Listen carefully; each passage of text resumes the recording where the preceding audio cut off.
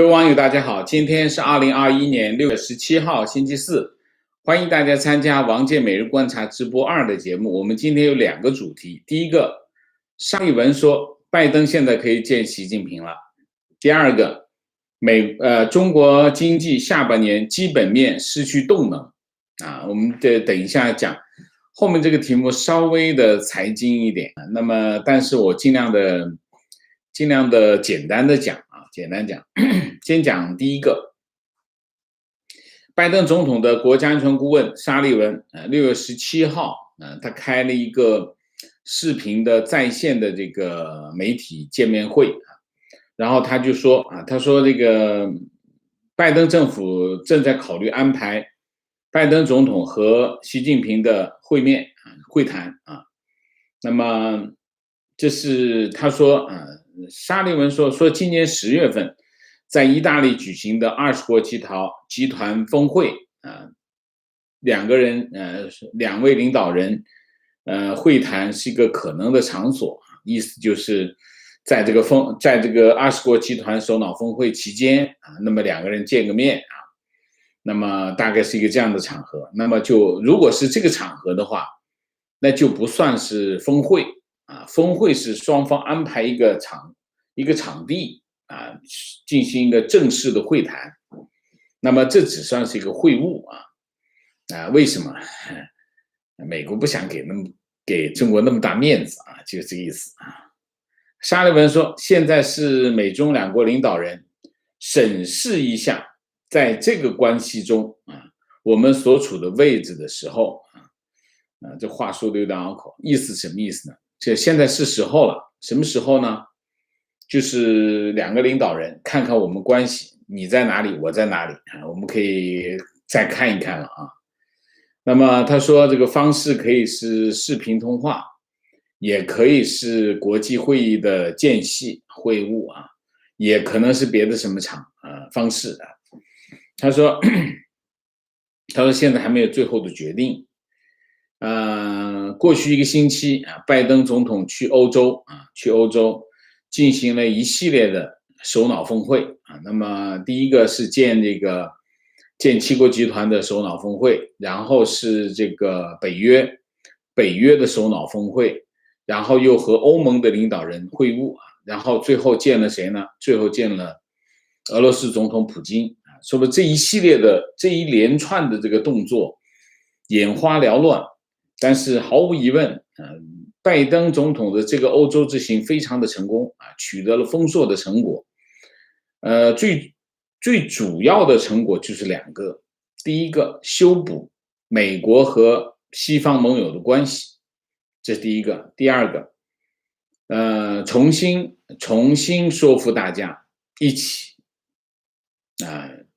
和中国对抗，就是这个那么拜登总统上一次跟习近平的通话是2月10号，就是中国农历新年前夕那么后来这个拜登说2个人谈了2个小时这出乎大家意料，2个人谈那么久真的很多谈很多话说说拜登说他向习近平阐明了美国对中国一些行为的根本性的关注然后也对习近平讨论了符合美国利益时和中国合作的领域拜登说他向习近平表明美国不寻求对峙，但美中之间存在激烈的竞争，美国将坚持要求中国按照国际规则公平竞争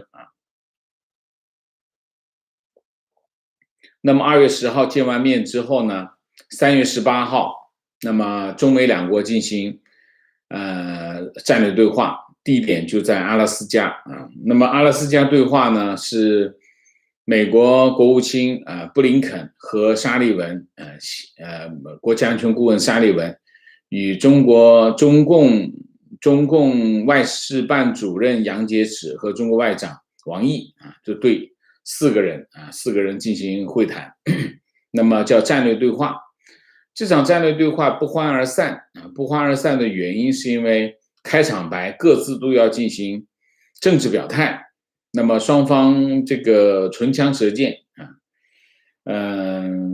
那目前拜登已经联合国常任联合国安全理事会有5个常任理事国，这5个常任理事国，拜登见了3个，就剩下中国1个没见过啊。那么，那这是一个，然后日本、韩国啊，日本首相菅义伟、韩国总统文在寅都分别访问美国，跟见面了。然后这个拜登总统还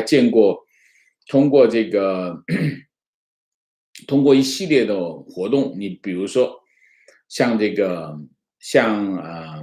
七国集团峰会邀请了南非、印度啊，澳大利亚这几个国家，就是4国集团的其实都参加啊。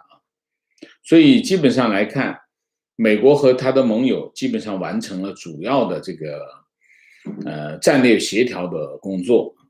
那沙利文在简报会上说，美国和这个7国集团、北约、欧盟和许多印太盟友都进行了接触。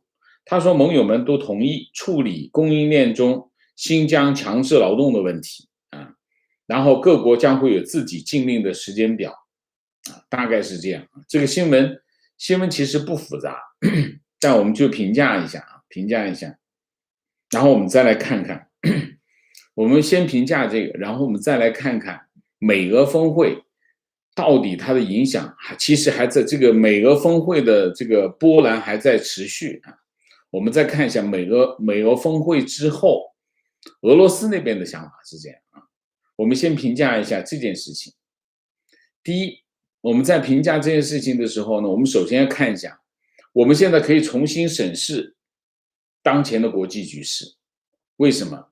因为这一波操作结束之后，其实国际形势发生了一个很大的变化啊。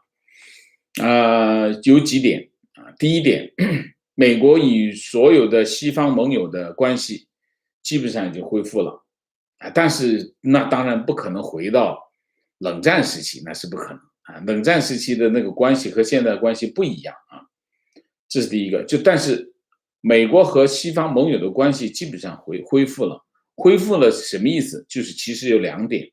第一点，要建立信任啊，第一要有信任关系啊。第二个，双方的利益要互相照顾到，就这2点。你要恢复关系，必须建立这2点啊。那你可以看美国跟欧盟的关系，就看得比较清楚。双方的信任关系其实比较容易理解，其实就是价值观啊，价值观的基础。比较容易建立信任啊，这是第一个。第二个，川普总统之前各种退群啊，退群其实是美国和盟友之间建立的各种不同功能的这种国际组织啊，我们叫群，各种功能的群。那么川普各种退群，或者就算他不退，他也不参与啊，或者他也废掉他武功。所以呢，其实美国的全球治理是通过各种群来实现啊。那如果你全部退群的话，那就不存在全球治理啊。那现在美国和盟友之间的这群开始复苏啊，恢复功能，然后呢，把这些群开始调整方向，把这个方针对着中国。这基本上是这个动作已经。比如说之前我们讲北约，比如讲7国集团，比如讲这个新建的这个四国集团，然后现在又有个欧洲4国集团、亚洲4国集团等等，美国就开始建立新的群，这种群有不同的功能，针对不同的对象，美国在组建这些新的群，然后老的群让它发挥作用。比如说现在开始。其实美国和盟友开始针对世卫组织要开始改造，重新把世卫组织重新要改造啊等等啊，就是说美国和盟友之间的这些群开始复苏，开始恢复功能，并且组建新的群啊，针对中国啊，这是第二个。第三个，中国和3类国家翻脸，第一个民主政治的国家翻脸，第二个西方发达国家翻脸，第三个，地缘政治有摩擦的国家翻脸，就基本上3类国家全部都翻脸了啊。这是第二个，第三点，第四点，地缘政治的热点开始出现分化啊，开始出现分化。地缘政治有很多热点啊，你比如说中东问题是个热点，比如说这个欧洲啊，在欧洲，北约和俄罗斯的边界啊交界的地方是些热点啊等等，比如说乌克兰跟俄罗斯之间等等。那么，所有的和中国有关的热点都在升温啊，和其他的热点在降温啊，其他热点都在降温。所以为什么你可以看，为什么以色列换总理啊？以色列换总理的原因是什么？美国要降低中东的热点啊。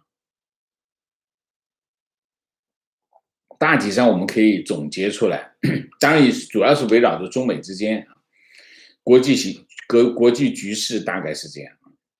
第二，我们看一下中美关系啊。中美关系现在什么情况啊？第一个，当然中美关系的核心是哪一个？台湾问题。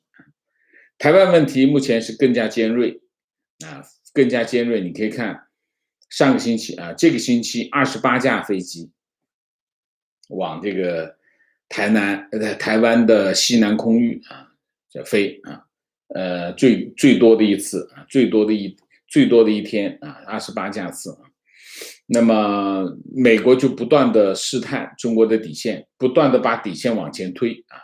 你比如说上个星期这个美国三名参议员坐着这个空中霸王运输机直接从韩国飞到这个台湾啊，这个脸打得非常响，宣布这个支援台湾，送了75万支这个疫苗去台湾啊，然后还会增加，那么不断的把这个底线往前推啊，往前推，所以在台湾这个热点上面，中美之间的对抗日益激烈。最新的消息，新的这个军售，美国对台湾的新的军售是怎样？我说一下，我看一下啊，我这里准备好了，但是不在这里头。新的军售会很难过的啊，算了，我就不说了吧啊，就大体上就这样吧。新的军售啊，所以在台湾议题上，这个冲突在升高，冲突在加深啊，这是第一。第二，香港、新疆这2个人权议题不断的在发酵，特别是香港议题开始慢慢的欧洲那边开始起来了啊，欧洲那边开始起来，所以这些人权包括宗教，包括西藏，包括等等啊，这些人权议题开始在发酵啊。那么新的议题是疫情，那么疫情溯源，然后这个追责这个议题正在路上，美国政府在推动这个议题往前跑。那么现在就是基本上西方的主要的国家都已经表态了，要求世卫组织开展第2次溯源调查。那这件事情应该挡不住啊。那么如果中国不配合的话，它有可能付出沉重的代价啊。这是第3个。第4个，以芯片为核心的产业链对决已经开始了啊。那么最新的消息说的是，刘鹤准备说中国政府，刘鹤在组织一个行动，这个行动就是芯片自主，中国准备投资1万亿美元去搞芯片自主。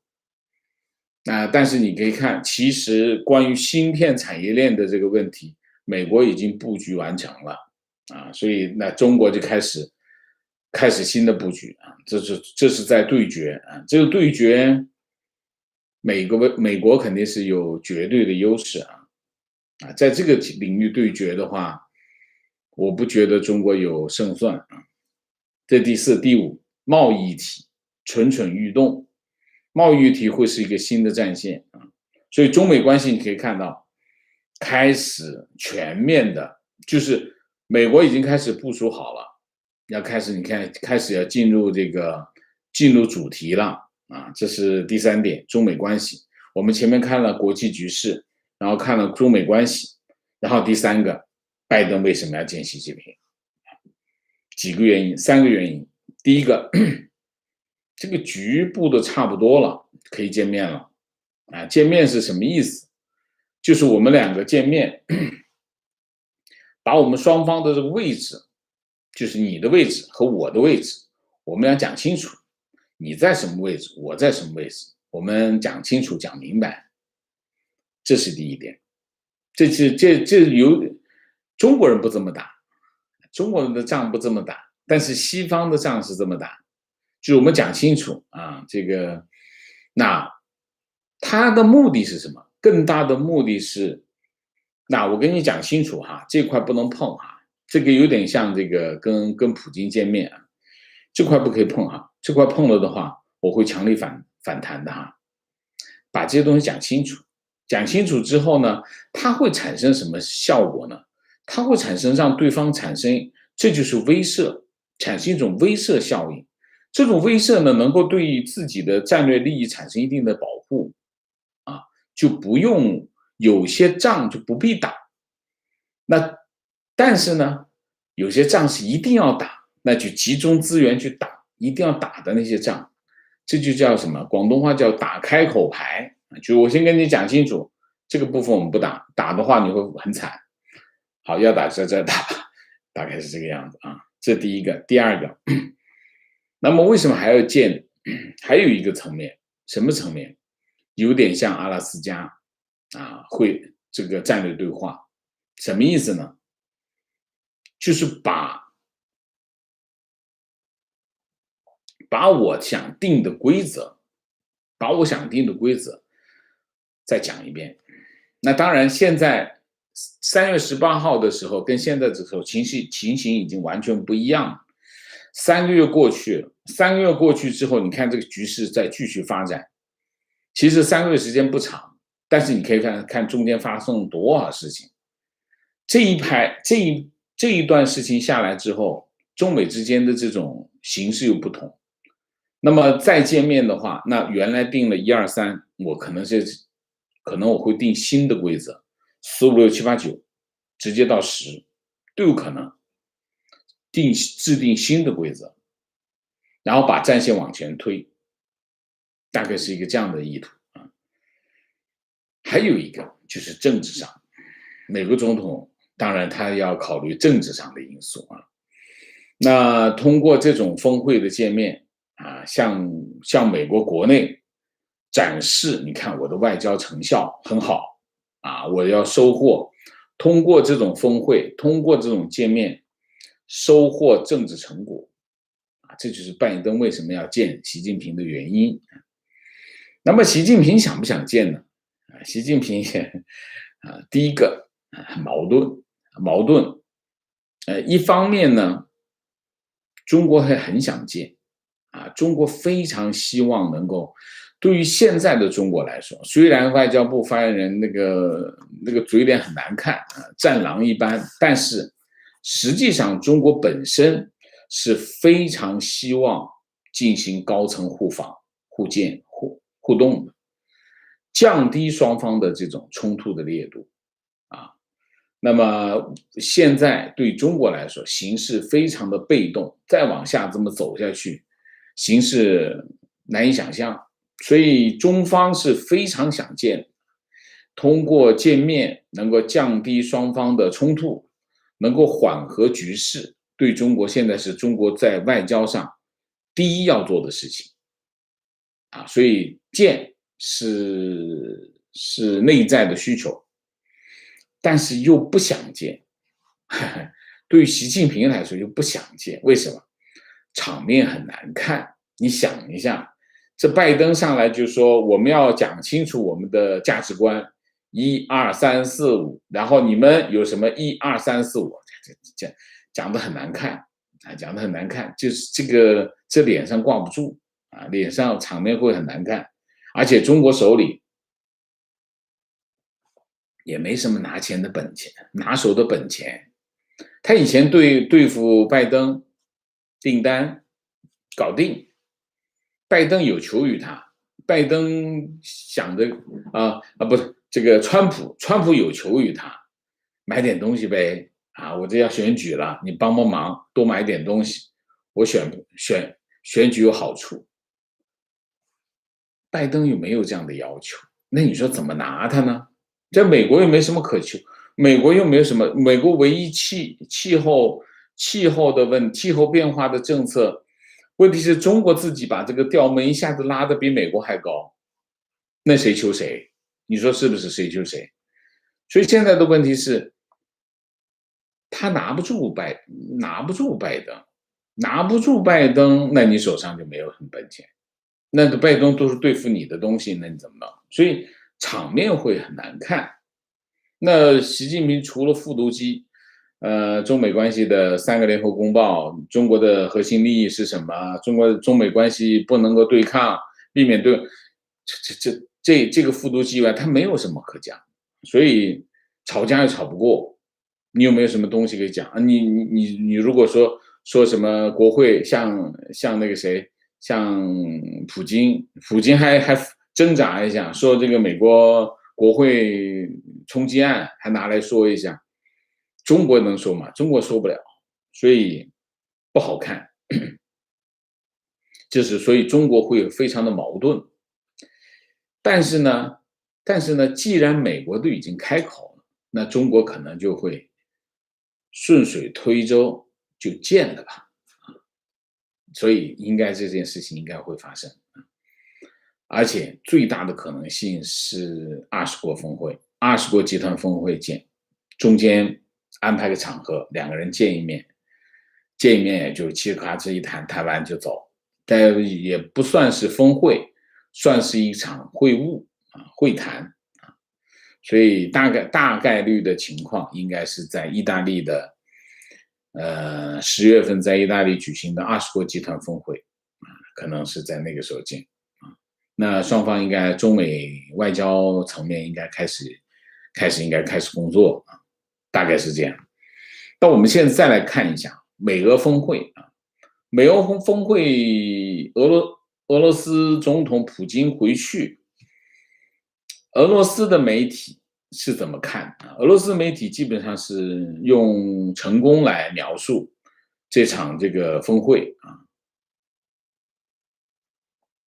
因为美俄双方呢都比较实际，开始大家都说我们这次不会有什么太大的成果，所以期望值不高，一谈好像还不错，就因为没有幻想，所以看过去还不错。所以呢，总之这个俄罗斯媒体认为双方能够在能合作的领域就合作，至少开启了这个对话的渠道，至少2个大使能够回到自己的岗位上去这个俄罗斯方面反应还是很正面这是一个。另外一个，俄罗斯到底怎么想？大体上是这么说就是美俄这个对抗，美俄之间的对抗分歧他们的基本面没有办法出现根本性的改变，目前。那么双方冲突矛盾会继续存在下去，所以双方的关系不会马上升温，也不会马上就大幅改善。但是这次峰会至少让双方规范双方的关系，这个很重要，这是一个。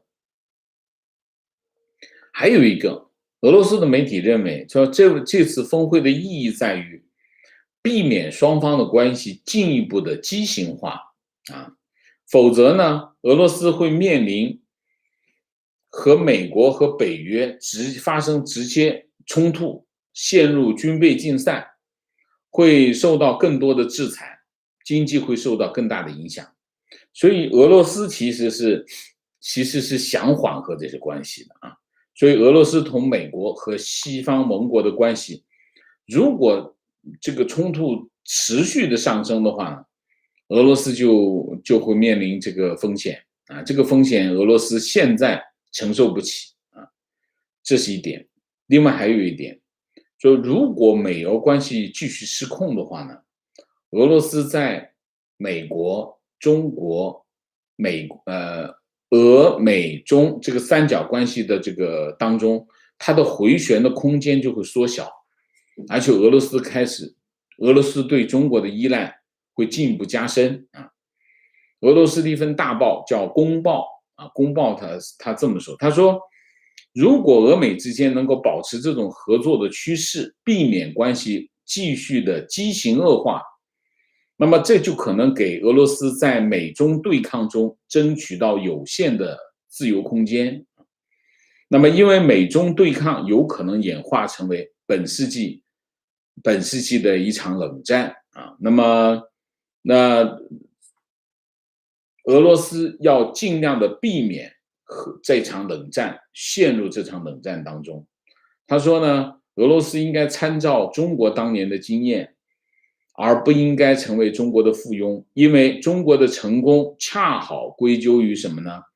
当年没有跟苏联联手对抗西方集团，而是成为西方世界的伙伴，这给中国经济带来了巨大的红利。所以呢，这场峰会呢，无意给俄罗斯帮助俄罗斯啊，在未来跟中国打交道的时候有更多的筹码，这是一个看法啊。所以俄罗斯方面其实也是很清楚啊，那么改善跟美国的关系，降低和美国以及盟友之间的冲突，那么对他来说是比较有利的啊，而且他能够和中国更好的要价啊，大概是这样，大概就是所以我们可以通过这场美俄峰会，你可以看到俄罗斯方面的想法。大概是这个样子啊。那么我们今天再讲讲这个，我们因为我们现在新增加的网友越来越多啊，那我就不能够讲太多太专业的财经议题。那我后来想了一下怎么办呢？我就尽量讲两种，一种呢就有点像今天上午，比如说潘石屹这样的题目，我就讲财经故事啊。那么我会定期的对中国经济进行一个阶段的总结，或者是某一种经济政策你带来的影响，我也会讲。就我尽量的集中在这三个方面，一个是财经故事，一个是经济的总结，还有一个就是经济政策产生的影响。你比如说上次我们讲这个教培行业啊，教培行业现在的情况啊，那么教培行业这个行业影响非常大。影响本身教培行业涉及到非常大的就业人口，另外教培行业影响到千家万户，因为大家家长都需要教培行业，所以我会集中的去讲一些这个方面啊。那我今天呢，我就想讲一讲中国经济下半年的基本面是怎样。因为什么呢？因为国家统计局前天公布了数据，5月份的经济数据。其实中国的经济数据呢，现在还是按照这个节奏，是不大符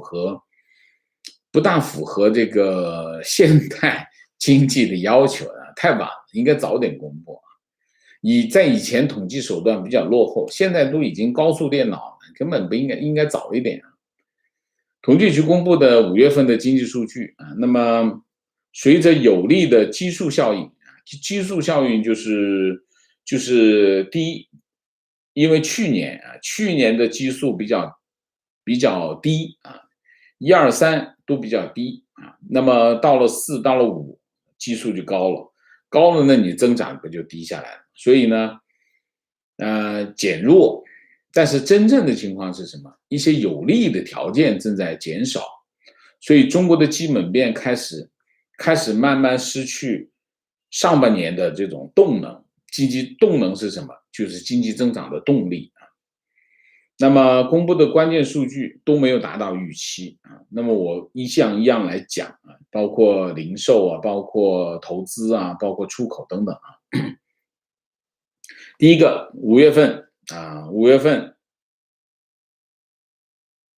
那么整体来说啊，国家统计局公布的数据啊，那么我们现在对比的数据呢，如果跟去年比的话呢，那么数据会非常的大，因为去年的数据很差。那么通常呢，我们就拿两年进行比较。其实是什么叫2年比较？就是跟19年的数据比，然后除以2，就把它当做一个复合式的增长。那么1到5月份工业增加值2年复合增长是7%啊，和上个月持平。然后呢，前5个月出口交货值2年复合增长8.2%，比上个月下跌了0.3%。那么和5月份出口的增速回落一致，说明什么？说明出口开始回落。出口开始回落呢，对工业的影响开始出现啊。然后中国工业生产是受益于什么呢？疫情啊，疫情这个我们叫出口份额转移。什么叫出口份额转移？就是由于疫情，全世界很多的工厂都没有开工，中国工厂开工，所以订单就跑到中国来，所以中国的上半年中国出口一直非常的好，这是中国经济的一个非常主要的增长的动力啊。那么但是呢，随着海外的复工复产的上升，然后呢，这个上游原材料价格上涨，这2个影响，因为它本地的工厂开工了，它就不用进口了，它就本地工厂生产就好了。所以越来越多的国家，它的疫情开始控制住啊，因为疫苗，然后他们开始恢复复工复产，然后跑到中国的订单就开始减少。同时啊，那么上游原材料价格由于涨，所以呢，中国工业的景气度应该就见顶了啊，5月份就应该见顶了。见顶是什么意思？大家知道，一见顶呢就往下走了，因为已经到了顶嘛，顶就不会往上嘛，再往下了。所以中国工业的景气度就见顶，这是第一个，讲工业。第二个讲投资啊，1到5月份固定资产投资2年复合增速达到4.2%，这非常低的投资增长啊。我在做财经记者的时候，通常呢，工业是增长10%到12%，那么固定投资通常是20%以上，现在已经跌到4.2%，所以我就说，中国经济已经进入低增长时期啊。然后其中房地产增速上涨了0.2%，到了8.6%啊。以前房地产投资增长通常是20%以上啊。那基建是2.6%啊，那么制造业投资啊上升1个点到0.6%。那么现在就是制造业的改善的幅度最大，为什么？出口，主要还是因为出口好，有些厂子就会扩产啊。那大概是这样。固定资产投资反正就略有回升吧，0.3个点啊。第三，消费，1到5月份这个零售总额复合增长是4.3%啊。那么1到3月份、1到4月份都是4.1、4.2啊。那么消费恢复的比较慢。从消费类型来看，商品零售2年连续3个月为4.8%，去年是多少？去年同期是7.9%，差距还是非常大。4.8跟7.9差距还是很大啊。好，那么投资、消费还有工业啊，这3点，都开始，大家可以看得很清楚啊，开始见顶，消费还没起来啊。那么其中从工业来说呢，有2个原因啊，工业产销开始减弱。产销是什么？我把它生产出来，我得卖出去，产销开始减弱，就是我生产出来我卖的没那么快。为什么？两个原因。第一个原因，出口拉动弱化啊，出口开始没那么强劲，这是一个。另外一个，上游原材料涨价对下游的这个产生的制约啊，两个原因啊。那么总的来说，中国经济的各个增长动能恢复的节奏和反弹空间不一样。那么其中生产、出口、零售啊，那么乏力啊，就是增长乏力。其中呢，预计呢，那么另外呢就是消费，消费其实是关键，但是中国消费起不来，原因是什么？原因是就业不好，就业不好，同时这个收入增长，收入别说增长好吧，收入其实在下降，所以消费是起不来啊。所以呢，出口对经济的拉动啊在减弱，然后内需啊，内需就是基建，基建受什么影响？受政府债务的监管越来越严，地方政府的债务监管越来越严。房地产、银行、开发商还有个人的这个信用，就是我们叫杠杆。简单的说，去借钱越来越难了。那么房地产这块投资肯定是上不去的。消费就是居民收入增长乏力啊。结论就是下半年中国经济的方向筑顶，建立一个顶就向下了。所以大体上就是一个这样的。我们给大家总结一下，上半年中国经济靠房地产、靠出口撑住了这个局面。那么下半年这个局面开始慢慢这两块，房地产这块，政府持续的强力的压制啊，主要是害怕风险啊，防风险。好，大体上是这样。我们今天这两个主题我们就讲到这里啊。那我们下面进入互动。进入互动之前，温馨提示，请大家点赞，请新来的网友订阅，请大家加入我们的会员，支持我们做更好的节目。那么进入互动之后，请大家不要聊天，4个情况、问题、观点、情绪啊。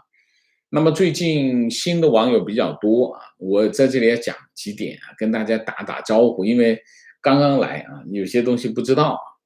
我呢就爱喝水，我一讲话我就老要喝水，请你包涵啊，这个没办法，这个我就是爱喝水啊，这是一个。另外一个呢，我们的节目呢就不是背稿子啊，我也没有提稿器，那么我会写个提纲，我在讲这个节目的过程当中，我会不断的看一些提纲，我得提醒我讲什么。那么有一些稿子呢，我是全部写完。啊，我会从头到尾写一遍，然后基本上是在念稿子啊，所以跟大家打个招呼，我不能够像有一些主持人，像有一些播音员那样，就把稿子背下来，或者是看提稿器，直接就看着屏幕讲，我做不到啊，这也不是我的节目的风格，主要是我的节目比较长啊，那是做不到的，所以。请大家理解啊，好吧？所以另外呢，我也请大家，如果要尽量的参加我们的直播，那么有的时候呢，最近呢，我又得到这个 YouTube 平台的通知啊，那么就是说这个又会清理一下这个有一些订阅他很长时间不参与了，他都会清理掉，所以大家尽量的参与一下，去直播发个言什么的。否则的话，他可能会把你的订阅取消掉。那我也是希望大家尽量的来参加我们的直播啊。那么有的时候平台不通知，你可以关注我的推特号和这个脸书号，视频下方的说明里面都会有。那么脸书号，那么我每节目开始之前的5分钟，我通常会把这个直播的链接发到推特和脸书上，大家点链接就能进来啊，尽量的参加直播。参加直播有2个好处，第一个就是没有广告，有些网友是受不了广告，那么另外一个呢，就能够提问，能够表达你的观点，参加互动还是很有价值，好吗？好，明谢 TT，谢谢提问：拜登为什么要见习？到时候墙内又要吹嘘，拜登服软了，求饶了，主动热脸来贴冷屁股，我不太懂，拜登为什么要这么做？你确定听了这个节目吗？是不是一开始就提的？如果你没有，如果你听完这个节目，理论上我再回答这个问题，好吗？情况6月15日CNN的新闻记者，基尔西蒙斯在莫斯科采访普京，问如果中国人民解放军对台湾采取行动，俄罗斯将如何应对？结果普京一听就笑出来，然后说他对中共武统台湾一无所知，政治上没有如果，虚拟语气在政治里是不合适的，政治的话语是没有可能和想要，没有办法发表评论。这不是当今世界的一个现实，这个问题没有意义。普京的言下之意是这个事情不会发生，你可以这么理解。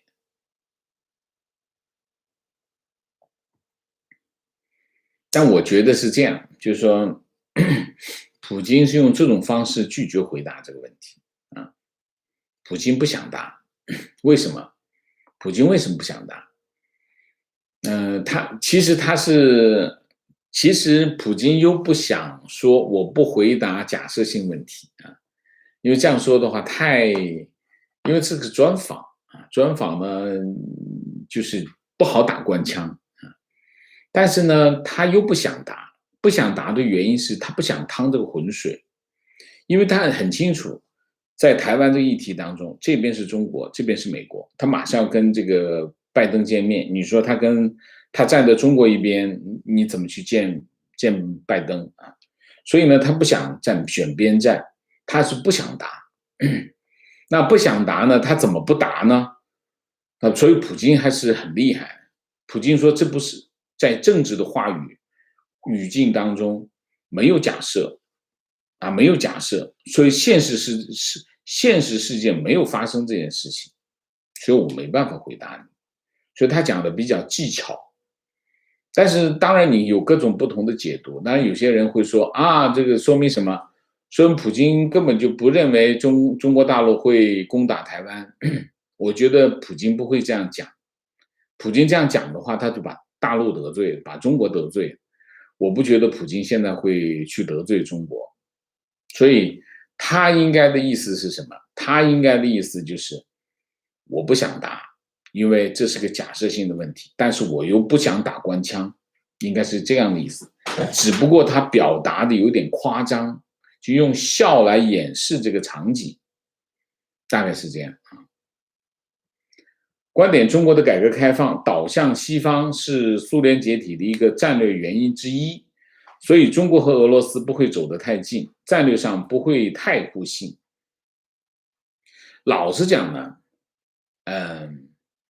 我认为中国的因素在苏联解体这件事情上呢，微不足道。美国尼克松跑到中国去跟中国建交，然后把中国拉到这个一边。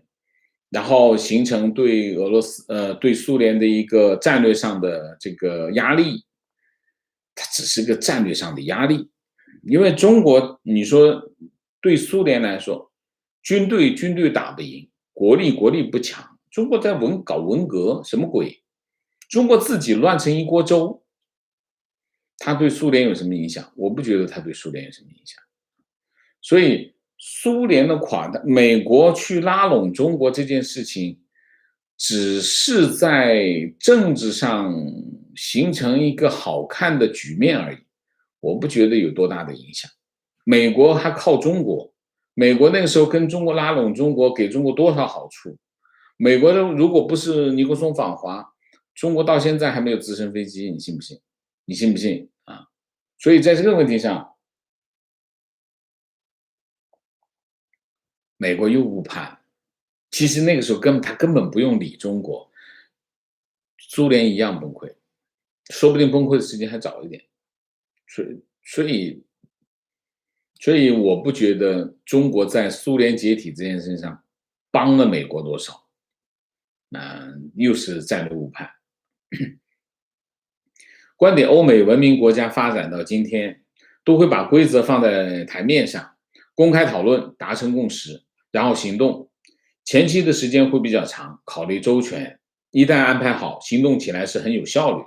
没有阴谋，因为有实力，没有实力才会整天考虑桌子底下的计划，玩虚玩骗，做起决定来效率很高，执行起来各种跑冒滴漏，连滚带爬。在王老师的启蒙下，这1年多来，我慢慢的进步了，看问题保持冷静，不喊口号，不上帝视角。OK， 谢谢你的肯定啊。观点：中共希望对国际秩序施加影响，参与制定规则。作为第二大经济体，西方国家并不是完全不能接受，但利益和义务是对应的。中共在国际舞台只取利益，而不愿意承担相应的责任和义务，一副小人姿态。现在西方国家已经看透，我不同意的观点啊。西方国家其实是你可以看到啊，冷战以后，整个国际秩序已经有一个非常清晰的国际秩序在那里。中国不是参与制定规则，中国是要去破坏这个秩序。中国是现有国际秩序的破坏者。他为什么要破坏？他不破坏，他怎么跑得出去呢？他必须破坏。所以你可以看，中国过去10几年，他在致力于什么？他在致力于让现有的国际秩序失效。他才能推动他的政治进程。他如果是原有的国际秩序，他不去让它失效的话，他的政治进程是实现不了。所以很清楚的一点，美国也好，西方国家也好，如果他不搞清楚这一点，他就没有办法发现问题的关键所在。所以实际上呢，为什么你看拜登总统在所有的场合，包括布林肯，所有的场合都讲一句话，就是基于规则的国际秩序。什么叫基于规则的国际秩序？讲的就是我们现在讲，就是冷战之后建立起来的国际秩序和与国际秩序有关的各种规则。那么中国全部都在破坏，从世贸组织规则到联合国各个层面，人权等等，全部都在破坏。中国是现有国际秩序的破坏者。他只有破坏了现有的国际秩序，他才能推进他的政治进程，就是这么简单。西方国家看到了吗？美国是看到了，欧盟也看到了，所以中国蒙不下去了。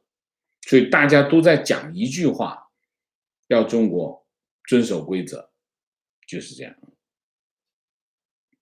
观点：最近买了本张维为的《中国震撼》这本书，书里面很多逻辑不通的地方，也很片面，估计写书的张维为本人都不信，但是200斤却信了。2011年亲自把这本书赠予外宾，感觉这本书很多观点都对现在的中国外交有影响。该书过分强调中国模式的成功，因此得出结论：中国需要谋求更多的国际话语权，中国需要按照自己的模式发展，而不需要在乎别人的评价。世界正在经历前所未有之大变局。中国没有成功的模式。中国的成功的模式是什么？中国所谓的成功的模式就是你看到的光鲜和背后的邋遢，就这么简单。你把这个表象揭开，普遍的贫困，如果你把，就有点像我今天上午讲的这个万达，万达前天讲的万达，你把所有的债全还掉试一下，你把所有的债全部还掉的话，万达这家公司就不存在。中国的情况是差不多的。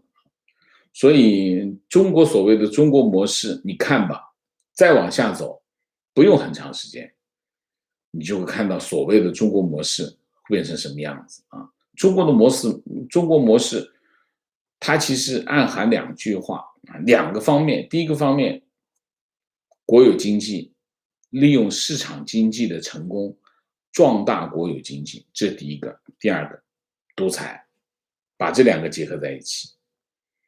但是这件事情马上就会见效。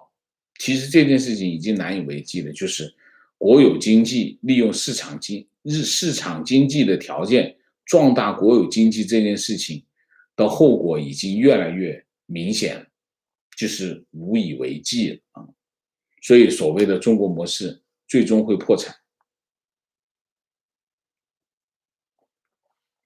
情况我许久没有回国，去年回去一趟，感觉国内从官方到民间对西方世界浓浓的恶意和满满的忽悠。提问：王舍好，最近国内一系列的事情让我不由想起鲁迅先生的《狂人日记》中的吃人的社会，真的是感觉非常的贴切。王舍，您认为如今国内社会现象是否有在吃人循环改革会持续上演？什么叫循环改革？什么意思？我们听不懂。鲁迅先生的人吃人，它是个比喻，他讲的是中国历史到现在，从中国历史一直到现在，中国社会的特征就是吃人。就《狂人日记》他就看到两个字，就是吃人。那这件事情在发生吗？一直在发生啊！你看一下，天天在上演这种故事啊！我今天看到这推特上有一个视频讲，就是中国的医保报销分三块，那么实际上中国能报销的占中国的这些医药费，这个药品就1%，能够报销80%的不到1%，那你想想什么鬼？60%，那大部分的药品都是不能报销。所以吃人就是吃人，还不吐骨头啊！观点我认为，就算中国未来民主化，中国对外扩张、争夺世界老大的战狼野心不会变，迟早和西方国家会有一战。国内很多人内心其实不服气西方的，但愿是我错了，是我多想。不服气是什么鬼？就是那个住在地下室，这个在这个键盘前这个想着世界局势的这些人嘛，这些人不重要啊，他们没有什么决定性的力量。为什么？因为他对国家的政策没有一点影响力啊。服不服气不重要，因为你没有政治权利啊，你不服气只能当个键盘侠而已啊。中国要做出的改变是什么？中国要做出的改变就是让人民有权利啊，就是民权。民权怎么去保证？就是民主制度。如果你连基本的人权都保证不了，你谈什么西方国家服不服气？你想多了吧？先把你的肚子吃饱好不好？先把你的1亩3分地的利益给保住好不好？你连自己的房子都保不住，明天给你拆了，后天你的这个账号给封了，你连自己的基本的生存的权利你都保不住，你还什么不服气西方？什么鬼啊？这种弱智，你去理他干什么？没有任何价值啊！他对这个国家没有任何的影响力，他服不服气有什么意义啊？观点：中国问题当然不只在中共，两大问题，一个是共党专政，另一个是中国的民主主义，美其名曰中国统一实际上是中国版的大东亚共荣圈、大汉民族主义、种族主义或者军国主义的侵略。民主不会自动解决这两个问题，但民主才有可能解决这两个问题。怎么样都比共产党专政好。就是这个键盘侠喜欢搞这些东西啊，这东西有意义吗？我觉得一点意义都没有。为什么？你想一下，如果人民有自己的权利的时候，或者人民有能力决定自己的命运的时候，意味着什么？他怎么会去让这些人把钱花在这上面去？先把医疗搞定好吗？再把教育搞定好吗？再把民生搞定好吗？你那个时候你还什么大东亚共荣圈，什么民族主义，狗屁呀，都没人理你好吗？所以在这个问题上，我觉得浪费时间去讨论这些问题。你想想看，只有专制政府，他才有条件把资源集中在哪里？集中在他想实现的政治进程上。只有专制政府能够这么做。如果你不是专制政府，是一个民主政治，老百姓有权利选择的时候，政府可能把钱全部放在这些上面？当然不会啊！你去先解决什么？医疗啊，社会啊。中国有那么多的社会问题，中国有那么普遍的贫困问题，怎么会有资源来干这种事情？你想想，很简单的道理，一点都不复杂，不会有钱跑到这些地方去的。这就是民主政治它为什么会民生优先的道理，就是这个道理。所以我们不要花时间去讨论这些没有意义的问题，这些问题全部1秒钟全部都改掉。为什么？没有人会理你的嘛，你没有市场。为什么？为什么你没有市场？中国的贫困的问题都没解决，还搞什么军国主义？疯了！提问：上一期王先生说了可以参考清朝的倒台，那么王先生是认为党内有可能出现一个袁世凯的人物才能改变中国的未来吗？我不是说中共会变成另外一个清政府，我不是这个意思，我是告诉大家，我们想的事情不一定会发生，或者发生的事情我们未必想得到。你就像当时的清朝一样，清政府一样，清政府当时非常强大，清政府的军队我都说了，清政府的军队天下，我讲的当然是清的版图，清朝的版图之内没有对手啊。那个时候的新军很厉害的啊，而且又有交通，有铁路，所以你怎么会想到它会垮台？那么短时间内就垮台了。所以我是举这个例子啊，说中共它会不会突然一下垮台？有可能的，而且以你完全想不到的方式就垮台。为什么？原因很简单，中共的这个，所以我们不能够高估他的实力，但是也不能低估他的意愿意图啊。中共其实它很脆弱，它某种程度上非常的脆弱。脆弱在哪里？脆弱在顶上的人，因为他独裁。独裁的话呢，他在很多决策的时候，你会发现他的很多决策做很多愚蠢的决策，但是他效率很高。那你保不齐什么时候就出现一个这样的情况。所以我讲的是这个意思啊。情况：近期北京增强检查力度，所有地铁增配了几倍的警力，随时都会查身份证。外地车辆入京肯定会被要求临检，全车检查询问目的地和过往历史的目的地。另外，出入境管理所明确告知，没有特殊事宜不办理护照或者延期啊，就是不让进不让出啊。情况：王老师好，刚刚经历了山东乳山银滩的新型传销自由连锁业，和前段时间网友在老师直播间说的情况吻合。我已经回来了，没被洗脑。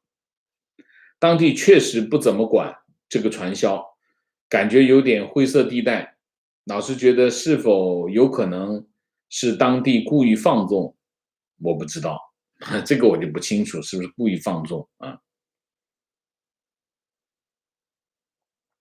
但是有一个现象是很明确的，地方政府现在就是敷衍施政啊，地方政府积极性不高，上面喊的事情啊，这个回应的很快，画面上吃饭啊，大家都啊吃饭，上面没喊的事情就不管啊，但是有会闹出群体事件的事情抓得很紧。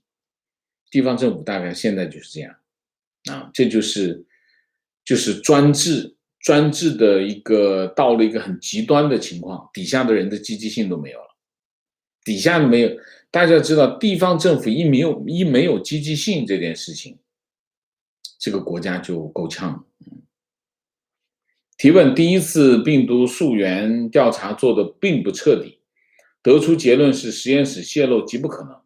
这样不成熟的第一次调查是不是把饭做成夹生饭了？是不是给第二次调查反而造成了不便？我不知道。我们去讨论这样的问题，有点浪费时间。为什么？我不在现场，你也不在现场，在现场的人只说了一部分，那么我们又没有太多的专业知识去判断他们讲的哪些靠谱，哪些不靠谱，所以我们在这里讨论这样的问题，真的没有条件啊。提问加观点：我赞同王先生的观点和价值观，就比如我也反对那些为了反共而反共，那些恨不得中国马上天下大乱的人。另外一方面，这些年习的一路向左，愈演愈烈，社会底层矛盾事件也越来越多。真的和王先生引用的易中天老师说的，精英阶层都在移民，剩下的大部分都是愚民，导致了一个独裁皇帝的必然登基，再导致愚民越来越愚的一个恶性循环。如此恶性循环的破解会是一个什么样的形式出现？没有人为了反共而反共，为什么？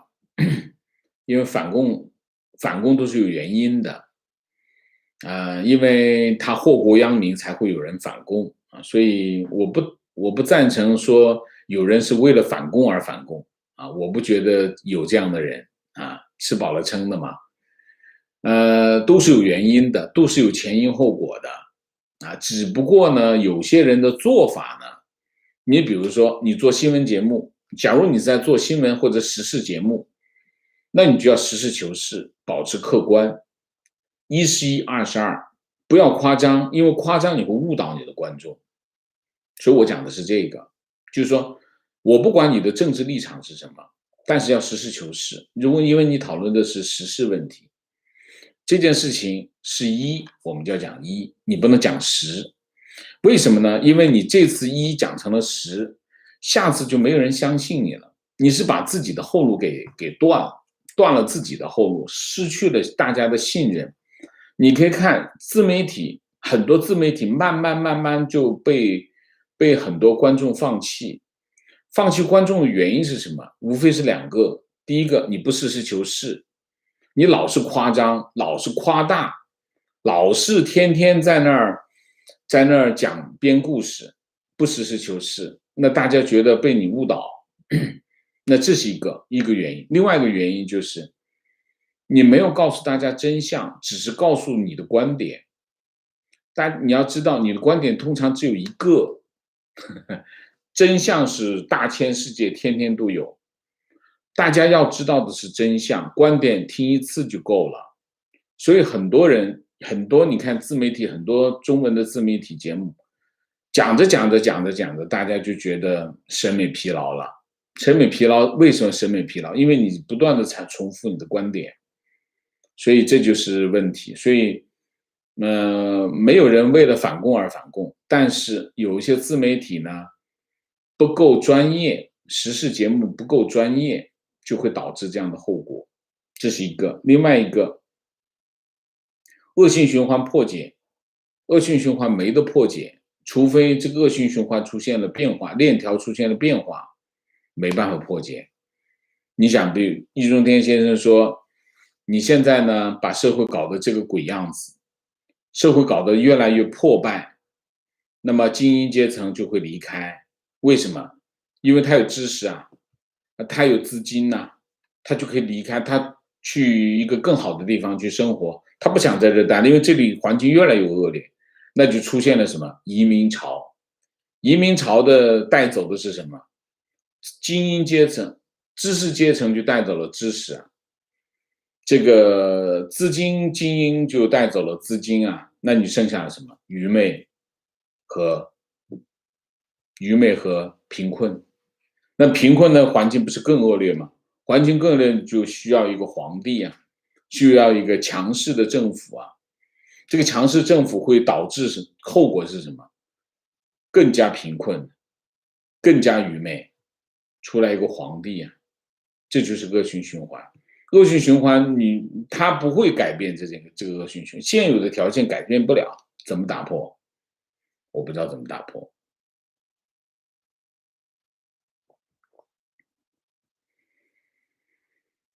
观点，很多人现在的思想是互惠互赢、利益交换，而普世价值是公平。OK，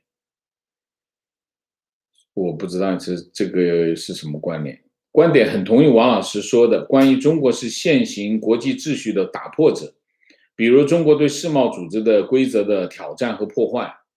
我认为中国现在在国际上就是会武术的流氓，而秀才自己如果不用流氓手段，很难对付流氓。哎，这是中国人很喜欢讲的一句话。其实不是的，西方国家怎么是秀才啊？你这搞错了吧？西方国家，你说中国式的武术，你说武术，你看见没有？拳击把这个中国的武术大师打成什么满地找牙，好吗？他只是他只是没跟你打，他要跟你打起来满地找牙。不要希望西方国家去当流氓，西方国家当流氓说明什么？说明西方的堕落，没有人去当流氓，理解吗？所以在这个问题上，我是完全不同意的啊。很多人讲，哎呀，中共是个流氓，你要用流氓手段去对付中共。我经常讲的一个故事是什么？以前村里经常请这个武士去杀龙，说山里有个恶龙，经常来这个吃老百姓，就请武士去杀龙，每次去有去无还。后来有个王子经过这村庄，村庄说：“王子，你来救我们吧，把这恶龙杀掉。恶龙定期都会来吃我们的人。”王子就去了，找到恶龙，一看，哟，这个恶龙这个洞里面全是金银财宝，这王子就去杀，最后把这龙杀死。当他杀死这个龙之后，往那一坐，身上就长出了鳞，他变成了那条恶龙。你这个故事，其实你这个讲法就是这个情况。西方国家要是用中共的流氓手段去对付中共的时候，他就自己就变成了流氓。西方国家要变成了流氓，这个世界就不存在了，理解吗？所以西方，我经常讲，西方现在面对的挑战是什么？这就是西方现在面对的挑战，就是说，西方是个开放的体系。我举一个例子，中央电视台，只要它符合规则，它就能在欧洲落地。这西方是个开放的体系，这种开放的体系，中共利用这种开放的体系推进它的政治进程。西方能够开放，能够改这规则吗？如果西方把这规则一改，它就变成那条恶龙了。所以西方国家现在面对这个挑战，就是他怎么去应对这种挑战，而不变成那条恶龙。这就是西方世界面对的挑战。有没有答案？没有答案。好，慢慢想吧，好吗？但是任何一个人都不能够用流氓手段来对付流氓，要用拳击手段对付流氓啊。所以我认为，拜登政府对华政策当中有一点我是非常支持和赞同，就是竞争。美国就要赢，美国现在当然有实力，但是实力要更大才行。为什么？因为西方是个开放的体系，开放的体系，它要有更强大的实力才能够在这个对抗过程当中赢。那怎么样才是根本的手段？其实是强大自己才是根本的手段，这是根本。就是美国要让自己更强大，在对抗当中才会赢。所以我是支持基建计划，基建计划非常重要，要让美国更强大，要让美国的民主制度闪闪发亮，要让美国国家闪闪发亮，美国才会真正的赢。否则的话是，如果你的这个社会没有那么优秀，你怎么去赢？怎么说服别人跟你混？情况，国内有亲友打了第3针国产疫苗科兴，当天下午出现单边眼底出血，血压大幅升高160/90，希望国内有高血压症状的网友注意一下。OK， 情况因为试验爆炸，朋友老爸一个农村大爷送液化气为生，因为家里储存有10几个液化气瓶，被警察抓走。这种农村老大爷教育吧，应该现在说是触犯了刑法，就欺负老百姓呗啊！情况坐标上海，公司附近的门店大大小小关了将近10几家，强国崛起就是这个模样，真讽刺啊！情况说到医保，我外婆10几年前做了心脏手术，手术后需要25支人血清白蛋白帮助恢复，每一支2700，加上手术费，一个心脏手术下来好几十万，好几万。我们家算经济条件还可以，妈妈和几个舅舅凑了20万，外婆70多岁做完手术又活了10几年。和她同一病房的一个40多岁的农村来的中年妇女，因为买不起人血清白蛋白，做完同样的手术几个月就过世了。这就是我怎么说呢？我在推特上看见一个什么药，也就是200多块钱，在中国卖多少10几万一支，几万块钱一支，就是这样，几百块钱的东西卖成几万块钱，就是这样。你这个2700可能在国外也就是180块钱，在中国卖出2700来啊。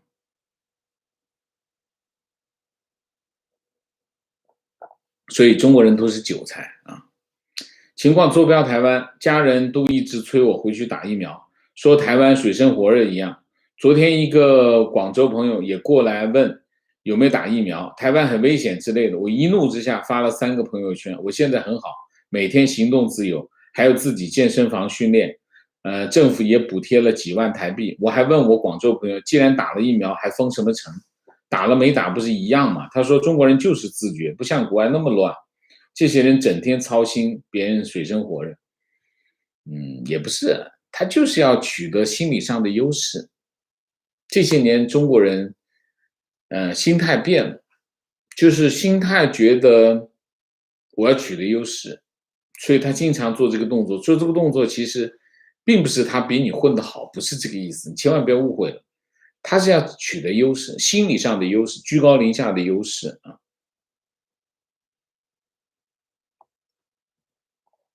情况坐标陕西3线城市，当地在编交警只领薪水，用一部分请人工作，自己不用上班，另外做生意赚钱，这样的国家不敢想象还有这样的事，那不就是有点像吃空饷吗？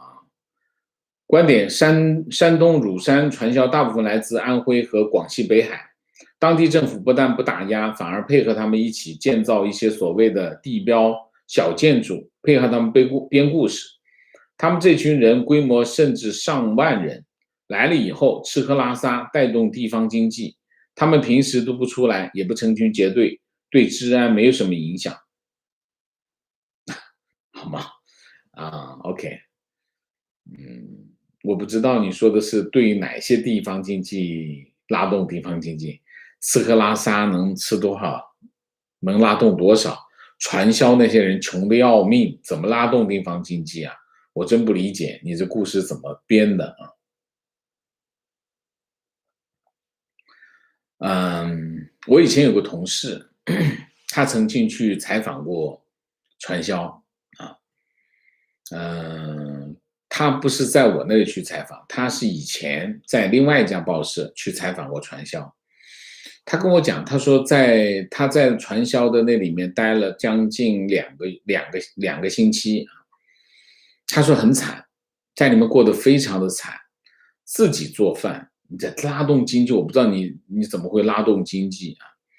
他每天喊口号打电话，喊口号打电话，吃自己做，这买好菜买好饭自己做饭，然后一起吃，吃完了以后继续喊口号打电话，就做这个，然后不断的打鸡血。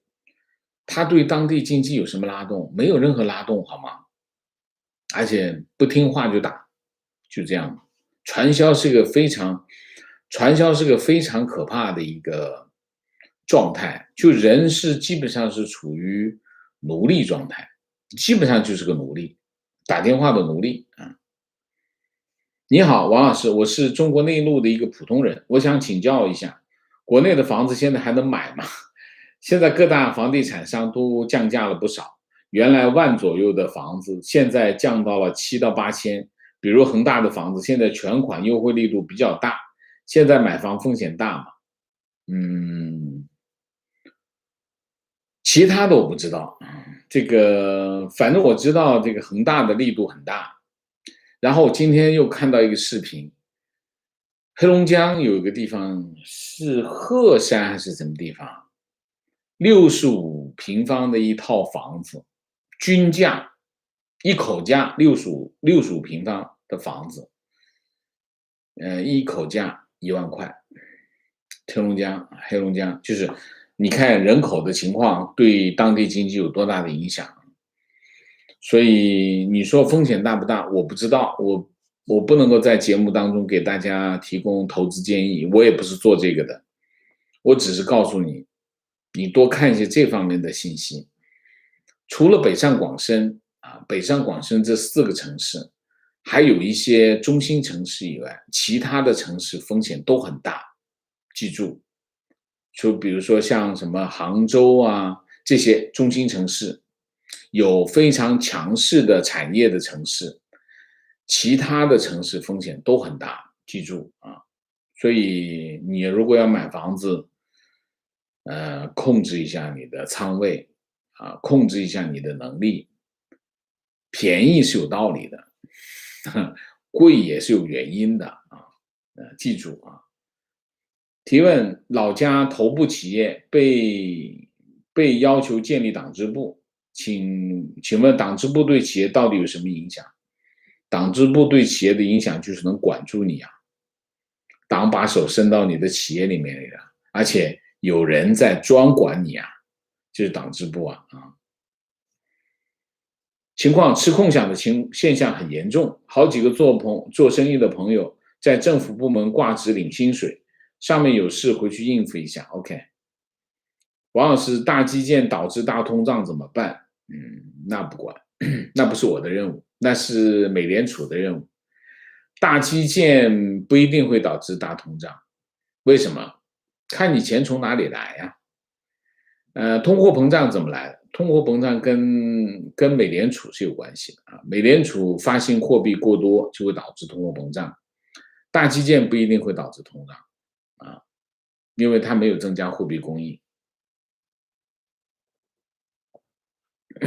观点：感谢王老师，半个月前发现王老师的节目，让我豁然开朗了很多。以前总和别人争执中共不好，辩论时争得脸红脖子粗，讲不出道理来。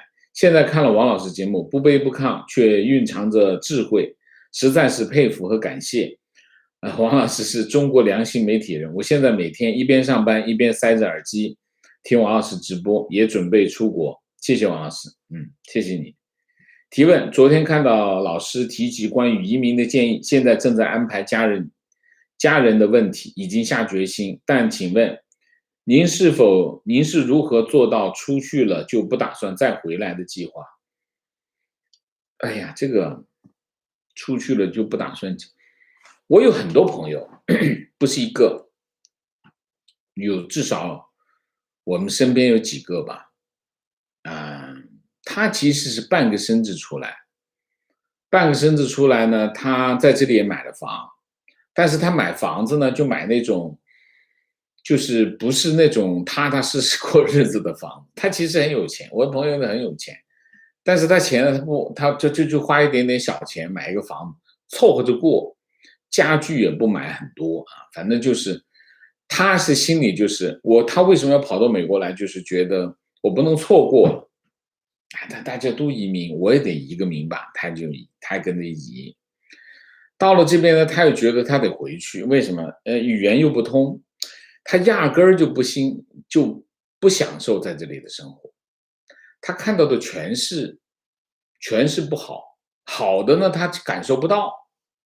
然后呢，他的日常是微信，所以他脑子还在中国，肉身在美国而已，所以他又不能够享受这里的好处，他看到的全是不好的地方，所以呢，他觉得他还是要回去。我身边至少有一些这样的朋友啊，他们是这样的情况，我就跟他讲，我跟他讲的两点，第一点，你是准备把这段在美国的时间把它给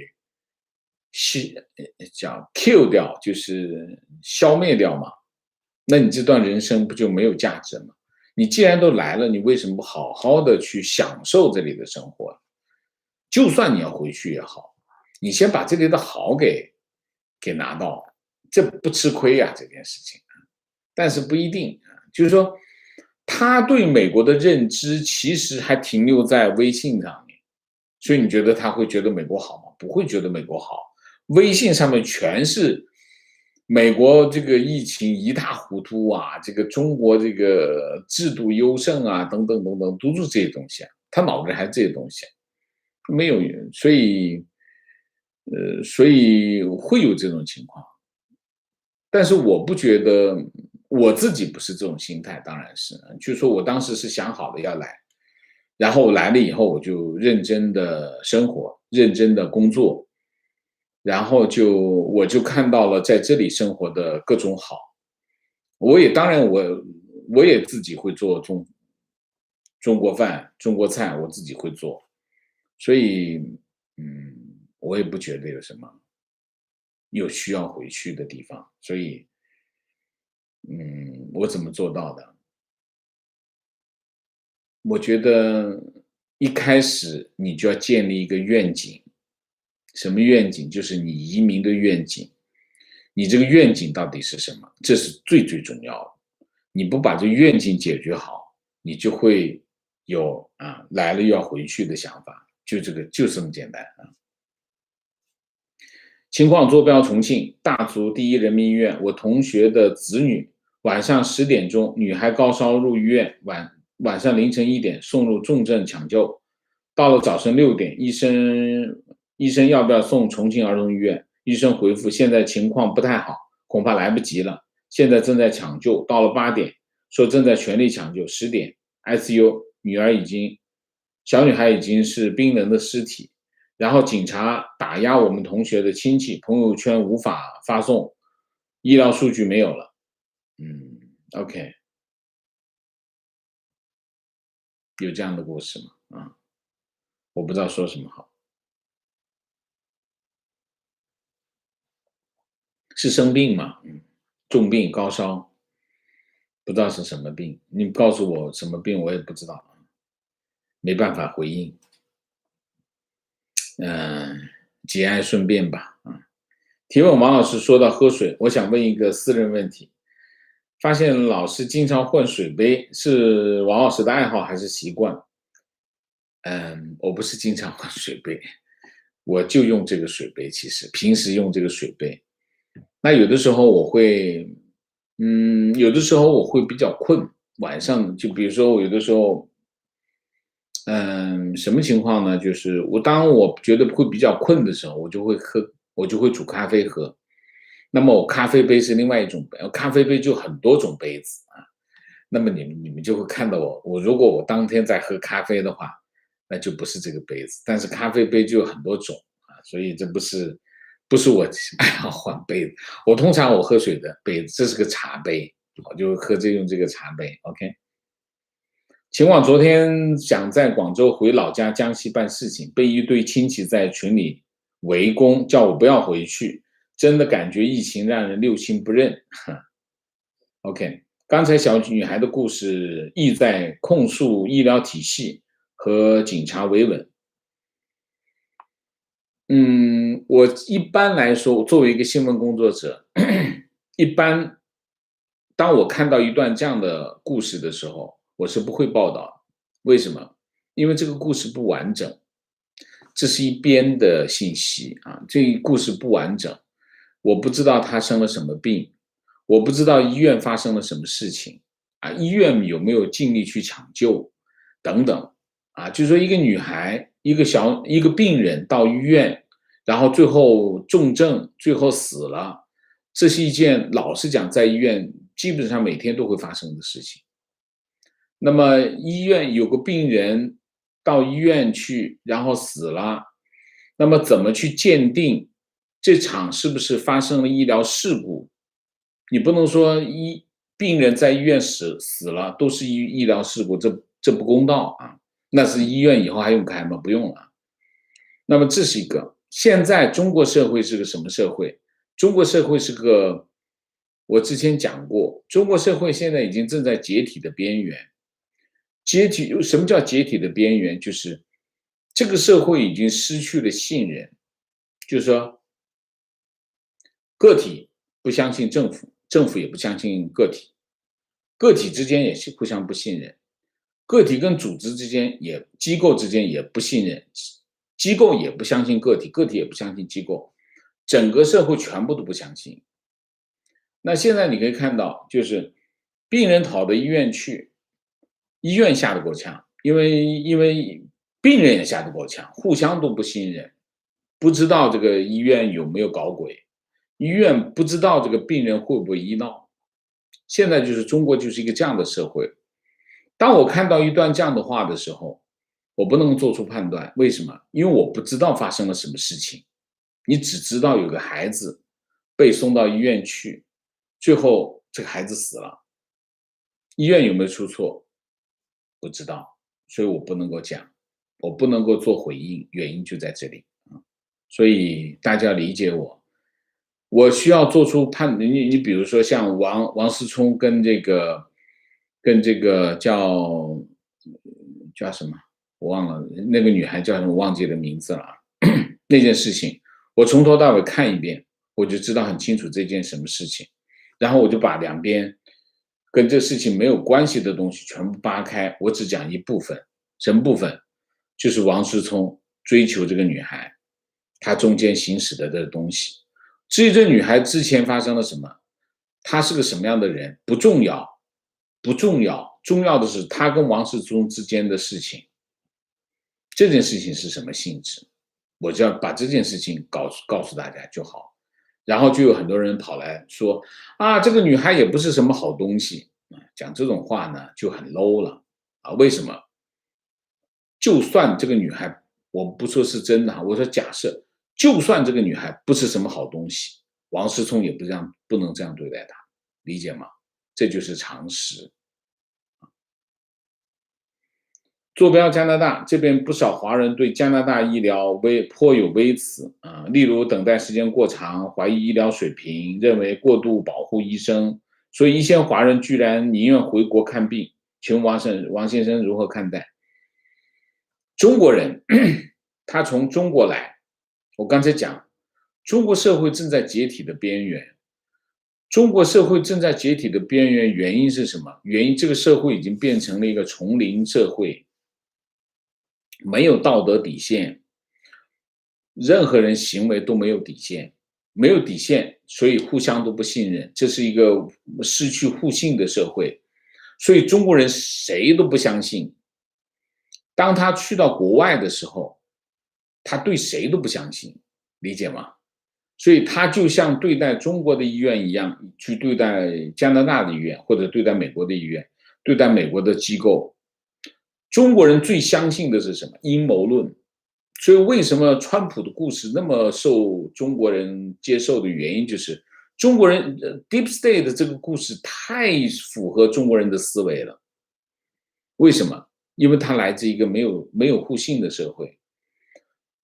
的确，那个社会就是这样，就是中国的政府告诉你一件事情，我们来谈谈吧，底下武警就在后面把枪在那拉栓，就是一个这样的社会。然后他就跑到国外的时候，他认为全世界都是这样，所以就是这样。他为什么要情愿回国的原因是国内他更熟悉，所以他情愿回国内。他国外他不熟悉，特别是看见老外语言又不通，如果他不信任他的话，你说他不难受的要命吗？比在国内还难受。为什么？国内难受，国内信不过没关系，我至少我能一闹啊，我跟你闹一把，你在海外你没法闹，所以这就是他们遇到的问题啊。情绪之前，王老师说，国企内如果老实本分，就会被欺负得很厉害。昨天和国内国企的工作的父亲聊天，才知道王老师之前讲的什么人适合进国企，就是有关系的人，溜须拍马的小人。老实本分的人在国企只能是被欺负和打压，就是这样，没有别的，一定是这样。王老师，我儿子也是暨南大学统计系毕业的学生，现在在澳洲读研究生，我让他留在澳洲，他不留下，我怎么能做他的工作？你不需要做他的工作，他是一个成年人，他知道他的未来是什么，你可以告诉他你的想法，你也可以告诉他你的看法，你也可以去尝试说服他，但是你不能要求他听你的。为什么？因为你不养他呀，他自己要自己找自己的人生啊。所以我们做父母的要明白我们的边界在哪里。